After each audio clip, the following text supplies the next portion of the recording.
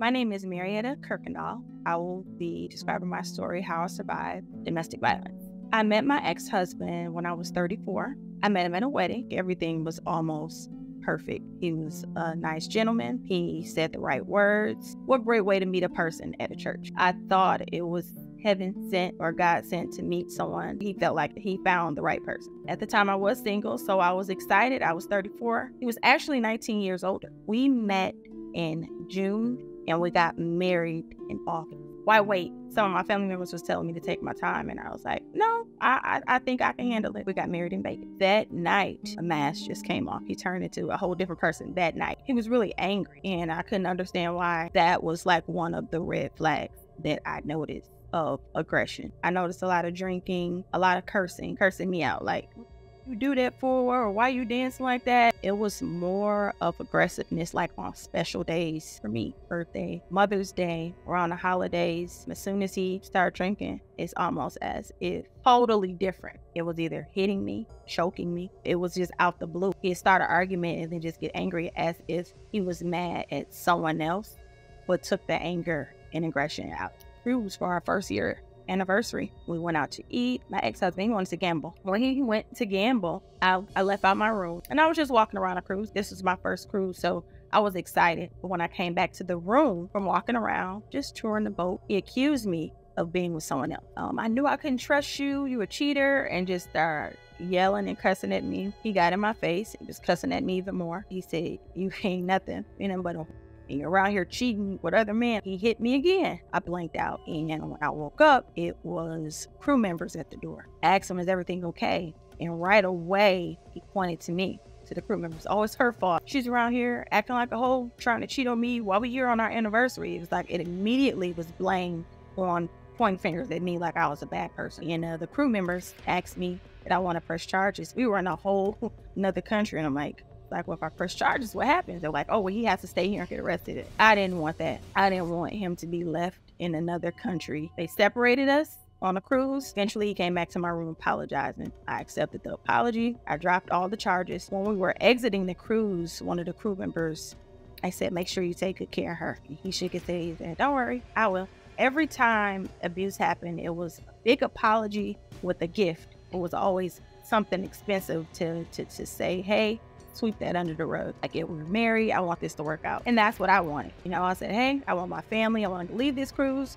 I had already had my daughter. We have a kid together. I came home from work one day. I had a brand new wedding ring, upgraded on the bed, bottle of champagne, and a I'm sorry card. Moving forward, we went on a trip to Florida to visit my sister.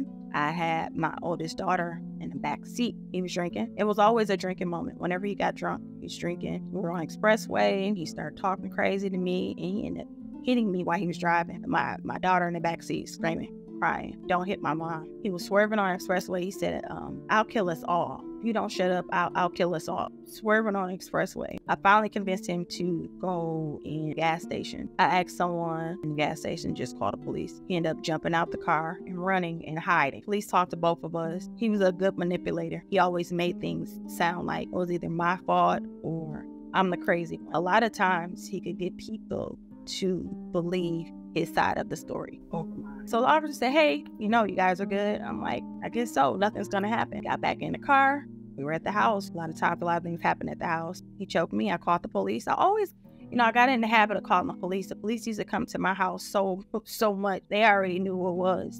But it was always male cops. I noticed there was always male cops, and they always talked to him separately. I don't know what he would tell these cops, but he always was let off with a slap on the wrist. And I would even show them videos. Hey, this has happened. This is what he said, because I started recording. You can't really afford to be here by yourself. He told me he's the breadwinner. So are you sure you want to take him to jail? Then what you and the kids are going to do? I'm like, you know what? I don't want to be homeless. I don't want to be put out.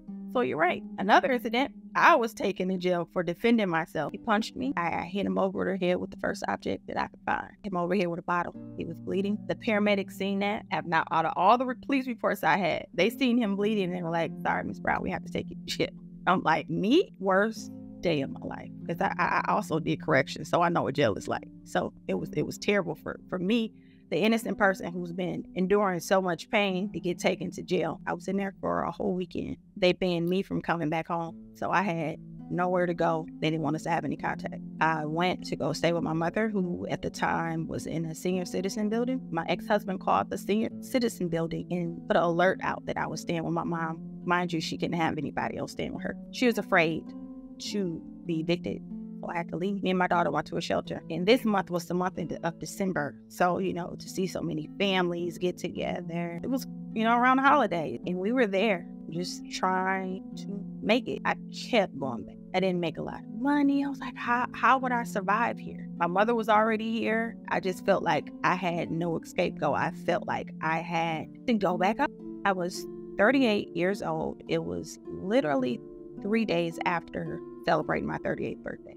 I had just came back in from Texas. I flew to see a best friend. My ex-husband said, hey, you spent your 38th birthday with your friend. I want you to spend your, the rest. Let's celebrate together. I sent the kids away to my mom. The whole day was fine, but I did notice he was doing excessive drinking. I did tell him, because I said, you're on new medications. I said, you need to slow down. You need to not drink so much. Oh, I didn't take my medications today, so I'm fine. Went by my neighbor's house. He loved to play cards. He was playing cards with them, and I was talking to the neighbor's wife at the time, and he was asking where I was. They said, oh, she's in there talking to my wife. And like, oh, well, can I go in your house? No, they fine. Let the ladies hang out in there. And he was like, okay, could you call my wife and ask her to come here? I said, hey, what's going on?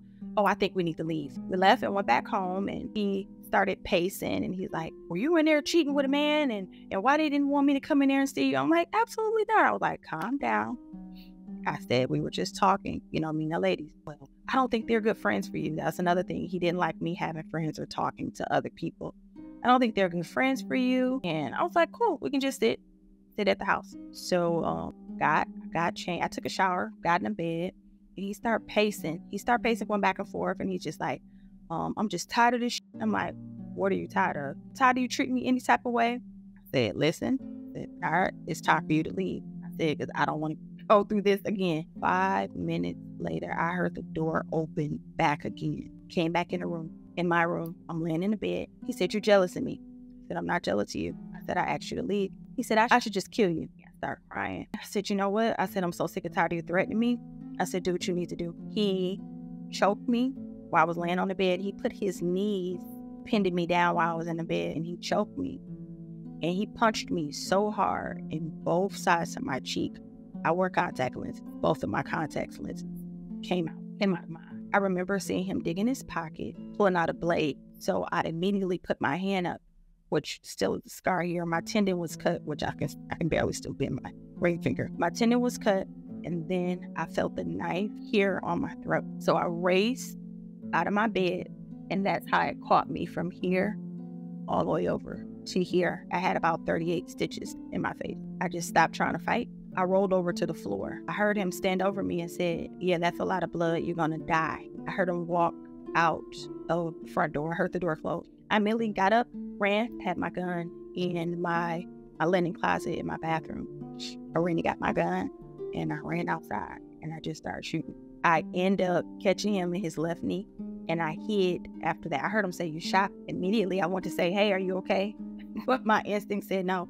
I ran around the neighbor's house. I went to their back door and knocked on their door. They let me in. They were in shock. They couldn't believe. They gave me a towel. Mary, what happened? I'm like, cut me.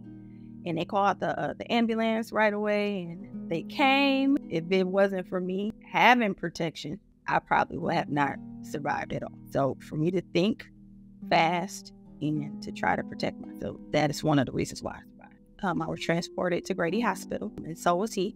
Stitched up, interviewed by the cops. They came in. I had to stay overnight for monitoring. He was already released. I did later find out that the detective was like, he was behind that door waiting for you. If you would have came in here, you would have been out of here. That's not your blood. He had came back to the house and actually broke in the house through the garage, came back in, and I guess took a few things, which didn't matter. I didn't care. But eventually they arrested him when he did come back to my house to get whatever he did. The cops caught him there that night, and actually has been in prison since March 18th. I remember it like it was yesterday. I had literally an angel at the hospital that night. This doctor particularly, she said she doesn't even work often. She stood by my side the whole time. She made sure I was fine. She just made sure I was comfortable. She gave me encouraging words, and she was just like, something is telling me not to leave your side. I'm like, oh my gosh. I don't even remember her name, but the kindness that she showed me, it was almost like waking up from a nightmare. She really tried to take my life from me. So I don't take life for granted. So my medical treatment from the hospital, I had 38 stitches in my face. I had surgery on my tendon, my ring finger. I had to go to therapy once a week to just even get the motion back in my hand. I had to go to therapy for emotional support, physical, and of course physical for my hand. And I also ended up with a really bad keloid on my face from the I did get plastic surgery to flatten it down, because it did bother me a lot. But now it's like my war room. I see my scar and I just look and say, you survived. A lot of people I read about and they don't. So that did make me the strong person I am today. By that, my ex-husband did receive 20 years in prison and 5 years supervision. So when he does finish up that 20 years, he still has supervision after that. And I was satisfied. And I'm like, I'm still here. Therapy has been tremendous. I recommend therapy for anyone who's been in any traumatic situation. Don't be embarrassed. It's okay to cry. It's okay to smile. It's okay to move on, because it's not the end of the story. The story continues on. So never be afraid to ask for help, because that's what help is for. And I find myself telling my story to wherever I'm led to tell it to. And it's a lot of people who deal with things in secret and in private because it is embarrassing. And I was that person. I kept a lot in, and it is embarrassing, but don't be embarrassed. Get help. As of now, I'm 40 years old. I bought my second home. I am a business owner of 2 great, successful businesses. I am now helping take care of my mom. I mentor, and I just have a bright light that shines over me. Just willing to continue to spread my positive energy. Whoever is looking for advice, my advice will be to leave to a safe place immediately, even if it's a shelter. I was there. I wasn't comfortable, but I was safe. So to be safe than sorry is the best advice that I can give you. Don't forget about what you're leaving. Material things, you can rebuy them. You have one life, and it's important to survive. Focus on surviving. I am grateful to be able to still be here and to share my story with the world, and to know you're not alone, because there's a lot of people live in silence. You're not alone. Speak up, speak out, and it's okay to move on. It may hurt for a little bit at the beginning, but when I promise you, once you move on and you heal, you feel incredible. You feel unstoppable. That is when you break out of your shell and you get to see all the potential that you actually have. We have so much potential. I'm telling you, like, my CPR business is doing great. Home health is doing great. Like, this is like,